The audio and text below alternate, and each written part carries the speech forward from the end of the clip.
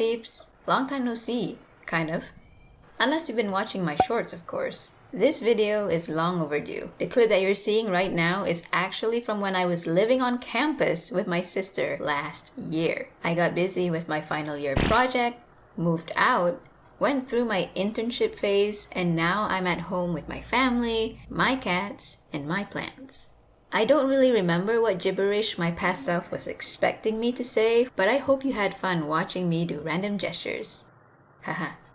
Here you'll see that I was just going through the little basket I had of potential deco material. There are many more squishies in there now, by the way. And I ended up picking out the eye blue mousse tart because I had an idea for it. I believe that is me telling you all to not mind the laptop in the corner there. The current design was cute, but pretty simple. I wondered if mousse tarts really look like that, so I googled it and was then bombarded with pictures of all sorts of fun mousse tarts. I was drawn to a particular type of tart. Double chocolate raspberry. I had to recreate it. By the way, while I stayed mostly mute during this recording, my sister was very talkative. So I took the squishy out of the packaging and inspected it. I liked how the ridges of the crust were shaped. So what I first did was remove the top from that crust. I used my blade for this, but it was pretty hard to do because of how soft the squishy was. Once I successfully removed the top, I started to cut down into the crust and remove the foam to lower the level of the supposed tart filling. Somewhere in the middle of that, I decided using a pair of scissors was better for this task. It ended up looking pretty good.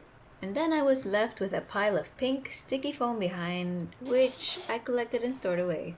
For what exactly, I'm not sure. Flipping the squishy over, it was time to paint the crust.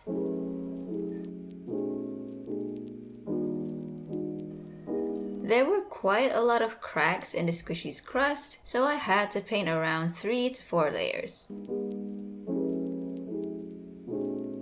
You can't quite see what I'm doing here, but I'm adding some shading onto the crust with a darker brown than the one I used before. You can kinda see it here, right? For the filling part, I had painted it with the same brown as the crust at first, just to get a base layer down.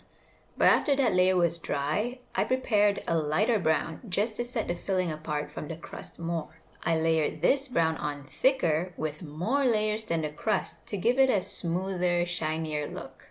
While I left the tart to dry, I cut out a block of foam from my memory foam pillow. This block was then split into smaller pieces to make into the raspberries that would sit on top of the tart. I know there are no two similar raspberries, but the struggle was real when I tried my best to keep these raspberries uniform in size and shape. Smoothing them out with minuscule cuts was its own misery. I was just comparing the size of it in comparison to a picture of a raspberry in someone's palm, on my palm. It was just a tiny bit bigger than I liked it to be, so I shaved it down a little more. Foam crafts and all the mess it ensues. And here are the cut pieces. They are a little rough and kinda look like gumdrops, but they're cute.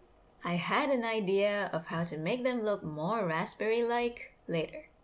I think it's another human thing. See now, faster, catchier, and whatever. Using a batch of paint that I made for my Barbie deco, you can find this video in my shorts, I painted the raspberries.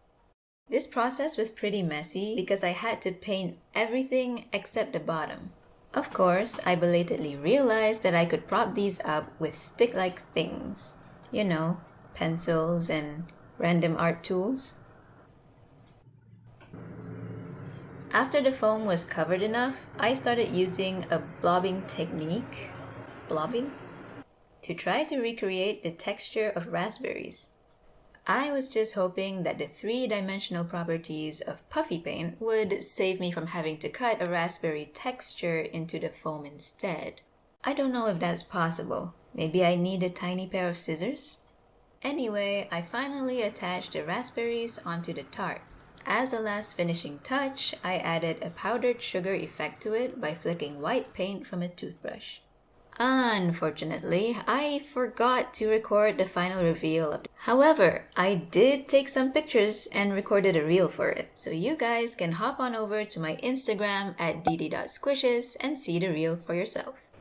Now for a special announcement. I was told that my handcam videos seemed kind of strange when there isn't a face to link this voice to, so I decided to draw a little mascot for myself.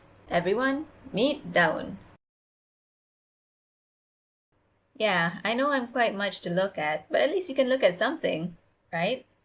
I can only make these few expressions at this moment, so look forward to seeing me unlock new expressions in the future. Alright, that's it for this video. Tell me what you think about this deco in the comments. Thank you for watching.